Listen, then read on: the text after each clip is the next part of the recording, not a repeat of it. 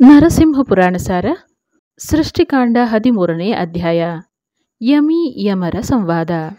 ಇಹಲೋಕದಲ್ಲಿ ದುಷ್ಕೃತ್ಯಗಳನ್ನು ಮಾಡದ ದೃಢ ಮನಸ್ಕರಾದ ಮಾನವರಿಗೆ ಎಂತಹ ಪುಣ್ಯವು ಲಭಿಸುವುದೆಂದು ಯಮನು ತನ್ನ ಸಹೋದರಿಯಾದ ಯಮಿಯೊಡನೆ ಮಾಡಿದ ಸಂವಾದದಿಂದ ತಿಳಿದು ಬರುತ್ತದೆ. ಅದಿತಿ ದೇವಿಗೆ ವಿವಸ್ವಂತನೆಂಬ ಸೂರ್ಯನು ಮಗನು. ಅವನಿಗೆ ಬಹು ತೇಜಸ್ವಿಯಾದ 2 ಮಕ್ಕಳು. ಹಿರಿಯ ಮಗ ಯಮ ಹಾಗೂ ಕಿರಿಯ ಮಗಳು ಯಮಿ. ಅವರಿಬ್ಬರೂ ತಂದೆಯ ಮನೆಯಲ್ಲಿ ಬಾಲಸಹಜವಾದ ಕ್ರೀಡೆಗಳಿಂದ ಆಡುತ್ತಾ ಕುಣಿಯುತ್ತಾ ಬೆಳೆದು ದೊಡ್ಡವರಾದರು. ಒಂದು ದಿನ ಯಮಿಯು ತನ್ನ ಅಣ್ಣನಾದ ಯಮನನ್ನು ಕುರಿತು, ಅಣ್ಣನೇ, ನಾನು ನಿನ್ನನ್ನು ಮೋಹಿಸುತ್ತಿರುವೆನು. ನೀನು ಯೋಗ್ಯಳಾದ ನಿನ್ನ ತಂಗಿಗೆ ಪತಿಯಾಗದಿದ್ದಲ್ಲಿ ನೀನು ಅಣ್ಣನಾಗಿಯೂ ಪ್ರಯೋಜನವಿಲ್ಲ. ನಾನು ಕಾಮಾಗ್ನಿಯಿಂದ ಸುಡಲ್ಪಡುತ್ತಿದ್ದೇನೆ. ನೀನು ಬೇಗನೆ ನನ್ನ ವಶವಾಗು ಎಂದಳು. ತಂಗಿಯ ಮಾತನ್ನು ಕೇಳಿ ಯಮನು, ಎಲೈ ತಂಗಿಯೇ, ನೀನು ಎಂಥ ನಿಂದನೀಯವಾದ ಕೆಲಸವನ್ನು ಮಾಡುತ್ತಿರುವೆ. ಯೋಗ್ಯನಾದ ಯಾವ ಪುರುಷನೇ ಆಗಲಿ ಇಂತಹ ಹೀನ ಕೃತ್ಯವನ್ನು ಎಸಗುವನೇ? ಯಾರು ಸಹೋದರಿಯನ್ನು ಅನುಭವಿಸುವನೋ ಅವನು ಮಹಾಪಾತಕಿಯೋ. ಇದು ಪಶುಗಳ ಧರ್ಮ ಎಂದು ಹೇಳಿದನು. ಆಗ ಯಮಿಯು ಹೇಳುತ್ತಾಳೆ, ನಿವೃತ್ತನೆಂಬ ರಾಕ್ಷಸನು ತನ್ನ ತಂಗಿಯಾದ ನಿವೃತ್ತಿ ಎಂಬುವವಳನ್ನು ನಿತ್ಯವೂ ಅನುಭವಿಸುತ್ತಾನೆ ಎಂದು ಹೇಳಲು ಯಮನು ಉತ್ತರಿಸುತ್ತಾನೆ, ಬ್ರಹ್ಮನು ನಿನ್ನ ಈ ಅಸಹ್ಯವಾದ ನಡತೆಯನ್ನು ಮೆಚ್ಚುವುದಿಲ್ಲ. ಉತ್ತಮನಾದ ಮಾನವನು ಮಾಡಿದ ಕಾರ್ಯವನ್ನೇ ಈ ಲೋಕವು ಮೆಚ್ಚುತ್ತದೆ, ಅದನ್ನೇ ಹಿಂಬಾಲಿಸುತ್ತದೆ.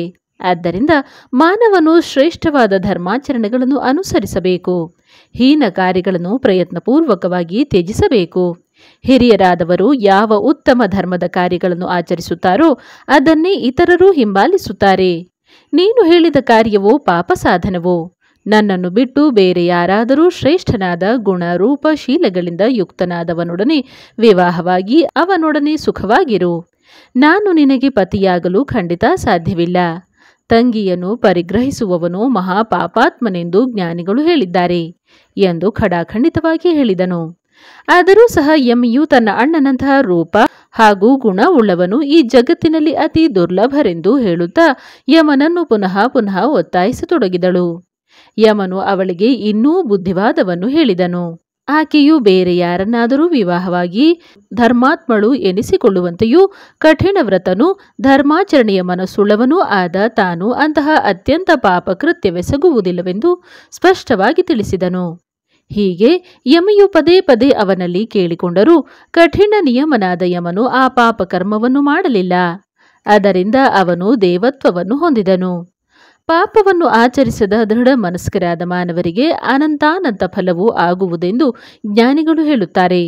ಅವರಿಗೆ ಸ್ವರ್ಗ ಫಲವೂ ದೊರೆಯುತ್ತದೆ.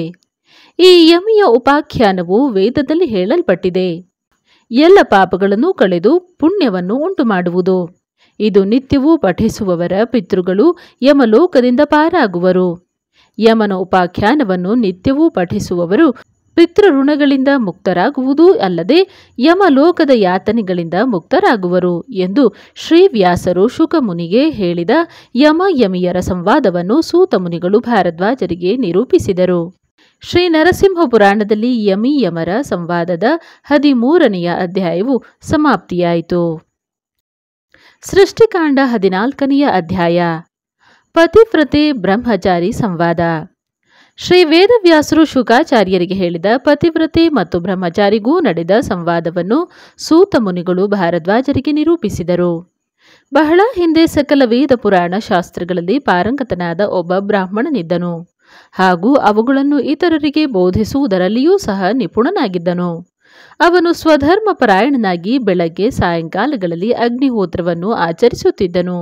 ಶ್ರೀ ನರಸಿಂಹನನ್ನು ಪೂಜಿಸಿ ಅತಿಥಿ ಅಭ್ಯಾಗತರ ಸೇವೆಯನ್ನು ಮಾಡುತ್ತಿದ್ದನು. ಅವನ ಪತ್ನಿ ಸಾವಿತ್ರಿಯೂ ಸಹ ಪತಿಪರಾಯಣೆಯಾಗಿ ಪತಿಗೆ ತಕ್ಕ ಸತಿಯಾಗಿದ್ದಳು.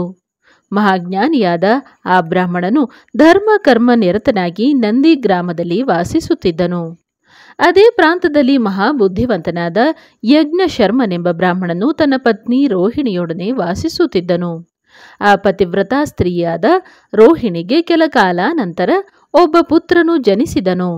ಇದರಿಂದ ಸಂತೋಷಗೊಂಡ ಯಜ್ಞ ಶರ್ಮನು ಮಗನಿಗೆ ಜಾತಕ ಕರ್ಮವನ್ನು ಮಾಡಿ ದೇವಶರ್ಮನೆಂದು ನಾಮಕರಣ ಮಾಡಿದನು.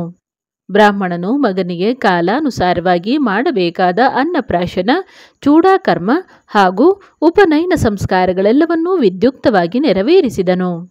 ನಂತರ ವೇದಾಧ್ಯಯನವನ್ನು ಪ್ರಾರಂಭಿಸಿದನು. ಅವನು ಒಂದು ವೇದವನ್ನು ಕಲಿಯುವಷ್ಟರಲ್ಲಿ ತಂದೆಯು ಮರಣ ಹೊಂದಿದನು. ದೇವಶರ್ಮನು ನಿಯಮಾನುಸಾರವಾಗಿ ತಂದೆಯ ಕರ್ಮಾಂತರಗಳನ್ನೆಲ್ಲ ಪೂರೈಸಿ ಮನೆ ಬಿಟ್ಟು ಬ್ರಾಹ್ಮಣ ಹಾಗೂ ಮಹಾಪತಿವ್ರತೆಯಾದ ಸಾವಿತ್ರಿಯು ವಾಸಿಸುತ್ತಿದ್ದ ನಂದಿ ಗ್ರಾಮಕ್ಕೆ ಬಂದನು. ಮುಂದೆ ಬ್ರಹ್ಮಚಾರಿಯಾದ ದೇವಶರ್ಮನು ಭಿಕ್ಷಾಟನೆ ಮಾಡಿ ಜೀವಿಸುತ್ತಾ ವೇದಾಧ್ಯಯನ ಹಾಗೂ ಅಗ್ನಿ ಕಾರ್ಯ ನಿರತನಾಗಿ ನಂದಿ ಗ್ರಾಮದಲ್ಲಿ ವಾಸಿಸುತ್ತಿದ್ದನು. ಇತ್ತ ಪತಿಯು ಸ್ವರ್ಗಸ್ಥನಾಗಲು ಆ ದೇವಶರ್ಮನ ತಾಯಿಯು ಮಗನು ಮನೆಯನ್ನು ತೊರೆದು ಹೋಗಲು ರಕ್ಷಕರಿಲ್ಲದೆ ದುಃಖಿಸುತ್ತಿದ್ದಳು. ಒಂದು ಬಾರಿ ದೇವಶರ್ಮನು ನದಿಯಲ್ಲಿ ಸ್ನಾನ ಮಾಡಿ ತನ್ನ ವಸ್ತ್ರವನ್ನು ಒಣಗಿಸಲು ಭೂಮಿಯ ಮೇಲೆ ಹರಡಿ ಮೌನವಾಗಿ ಜಪ ಮಾಡುತ್ತಾ ಕುಳಿತನು. ಒಂದು ಕಾಗೆ ಮತ್ತು ಬಲಾಕ ಪಕ್ಷಿಗಳು ಅಲ್ಲಿಗೆ ಬಂದು ಅವನ ಬಟ್ಟೆಯನ್ನು ಕೊಕ್ಕಿನಿಂದ ಕಚ್ಚಿಕೊಂಡು ಹಾರಿ ಹೋದವು. ದೇವಶರ್ಮನು ಅವುಗಳನ್ನು ಬೆದರಿಸಿದಾಗ ಪಕ್ಷಿಗಳು ಆ ವಸ್ತ್ರದಲ್ಲಿ ಮಲವನ್ನು ವಿಸರ್ಜಿಸಿ ಹಾರಿ ಹೋದವು. ಅವನು ಆ ಪಕ್ಷಿಗಳನ್ನು ರೋಷದಿಂದ ನೋಡಿದನು.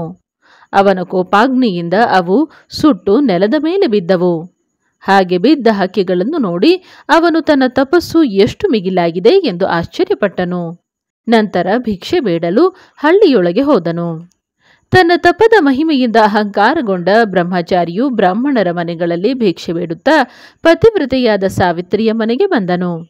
ಆ ಪತಿವ್ರತೆಯು ಅವನನ್ನು ನೋಡಿದರೂ ಮೌನದಿಂದ ಹಿಂದಿನ ಸಂಗತಿಯನ್ನು ತಿಳಿದು ಪುನಃ ಪತಿಯ ಪಾದ ಸೇವೆಯಲ್ಲಿ ನಿರತಳಾದಳು. ತನ್ನ ಪತಿಯ ಸೇವೆಯನ್ನು ಮುಗಿಸಿ ಸಾವಿತ್ರಿಯು ಬ್ರಹ್ಮಚಾರಿಗೆ ಭಿಕ್ಷೆ ಕೊಡಲು ಬಂದಳು. ಮೊದಲಿನಂತೆ ಆ ಬ್ರಹ್ಮಚಾರಿಯು ಕ್ರೋಧದಿಂದ ಕಣ್ಣು ಕೆಂಪಗೆ ಮಾಡಿಕೊಂಡು ತನ್ನ ತಪಸ್ಸಿನ ಬಲದಿಂದ ಆಕೆಯನ್ನು ಸುಟ್ಟು ಬಿಡಲು ಪುನಃ ಅವಳ ಕಡೆ ನೋಡಲಾರಂಭಿಸಿದನು. ಆಗ ಸಾವಿತ್ರಿಯು ಆ ರೀತಿ ನೋಡುತ್ತಿರುವ ಬ್ರಹ್ಮಚಾರಿಯನ್ನು ನೋಡಿ ನಸುನಗುತ್ತಾ, ಎಲೆ ಕೋಪಿಷ್ಠನೇ, ಈ ದಿನ ನದಿಯ ದಡದಲ್ಲಿ ನಿನ್ನ ಕೋಪಕ್ಕೆ ಆಹುತಿಯಾದ ಕಾಗೆ ಮತ್ತು ಬಲಾಕ ಪಕ್ಷಿಗಳು ನಾನಲ್ಲ. ಭಿಕ್ಷೆಯನ್ನು ಅಪೇಕ್ಷಿಸುವುದಾದರೆ ತೆಗೆದುಕೋ ಎಂದಳು.